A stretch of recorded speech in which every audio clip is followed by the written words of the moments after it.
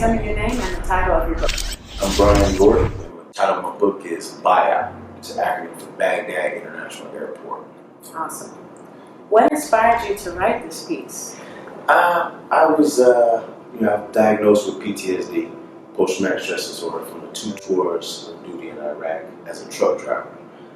One of the most dangerous jobs at war. I see a mental health specialist through the VA, and I started writing from an exercise she gave me. My doctor, psychiatrist, gave me to start writing down my problems, my issues, like a diary, and turned into a book once I reached like 200 pages of writing. So what was your most memorable chapter that you've written? It'd have to be, there's 20 chapters in the book. It ranges from me joining the Army all the way to an ambush, which is basically happened at Baghdad International Airport, to getting out of the Army and dealing with PTSD. The main chapter that I probably could find most therapeutic is dealing with the ambush that happened at Baghdad International Airport, which ended up having us being held hostage for about 21 days.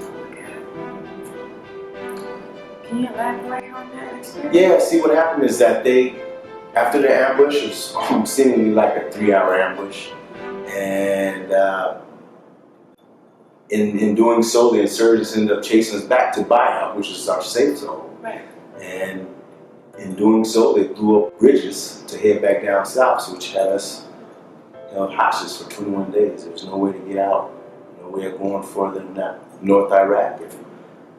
We was there until our reinforcements was able to arrive, which was 21 days. So tell me a little bit about the book. Give me like a summary. The book is it's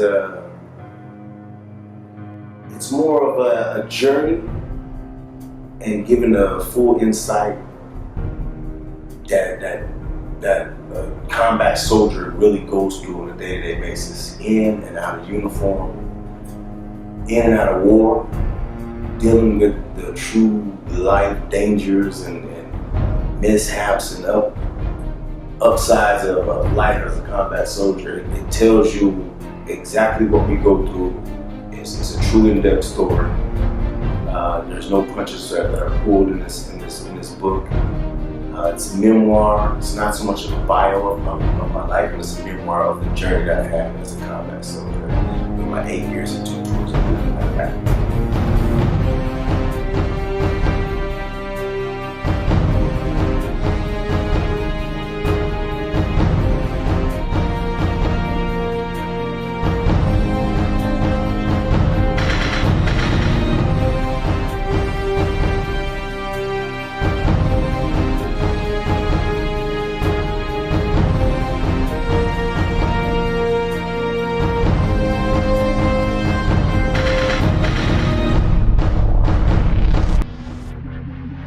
How did you feel about the war in general in Iraq?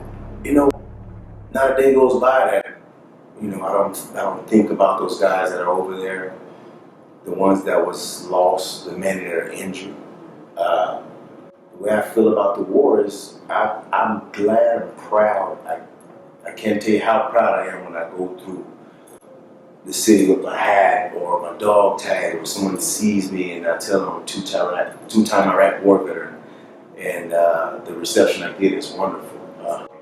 Only thing I have that would be negative is just that it should be more for veterans going forward.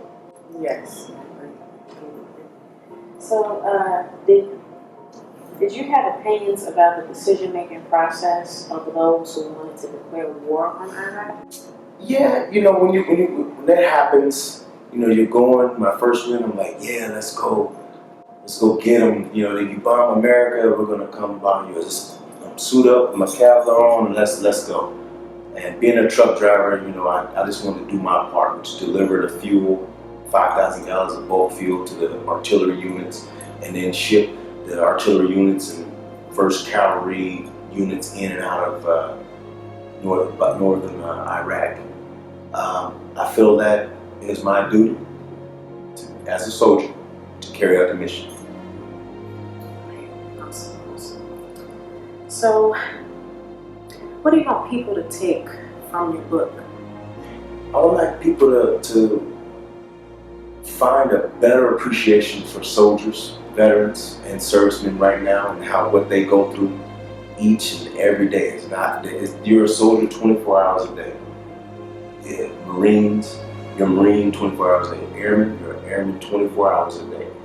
You're a seaman in the Navy, you're a seaman 24 hours a day. I want people to look at my book, read my book, and understand what we all went through and have a better appreciation as Americans for our servicemen and women.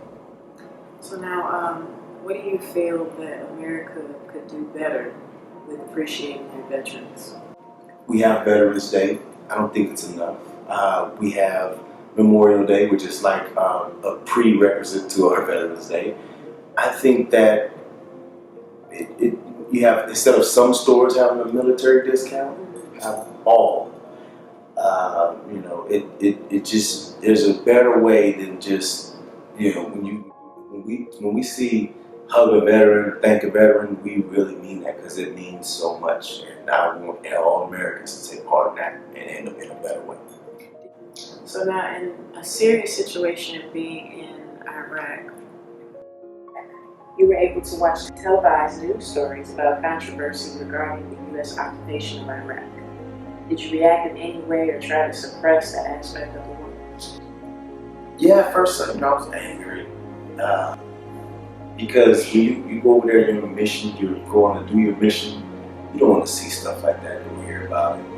And being a non-commissioned officer, being in charge of soldiers, you have to have a different mindset to lead your soldiers. I couldn't break down, I couldn't show any type of other reaction towards that, and I had to have my soldiers do the same. So it was frustrating because you don't know, but at the same time, the one thing that mattered was the accomplishment of the mission. You got me sold on buying the book, but I got to get into some war terms or military terms. What does IEDs mean? IEDs, that is improvised explosive devices. That is a truck driver's nightmare. Oh no. Seemingly why we have the most dangerous job, one of the most dangerous jobs while at war. I remember one time I was driving, we parked on a rest stop on the side of the road, middle of Iraq. We pulled over, we have to do a walk around of our trucks every time, it's kind of standard. I was 25 feet away from that. You could see the orange fluorescent wire coming about the ground. And the only thing I could do was move my truck away, mark it with some hazards that we have in our truck. And you can't radio or anything because that could be, boom, end of your life right there. That's a truck driver's nightmare. It's an IED, improvised explosive device. They put them in anything. From MREs, which is a meal ready to eat. That's what we eat. The packages. That's why they stopped us from throwing trash out, because I like to take it and then put an IED in it. Boom. We not knowing. So it was even one of the dead dogs. Yeah, and so it's a truck driver's nightmare. Any serviceman at war is a nightmare. Being a truck driver firsthand, that's probably the scariest thing. And where can people find your book to purchase? You can purchase my book at www.createspace.com/424-2297. It's an Amazon company. You can also buy it off of Amazon on Kindle and all devices. Well, thank you so much, Mr. Gordon. Thank you. And I'm going to be back.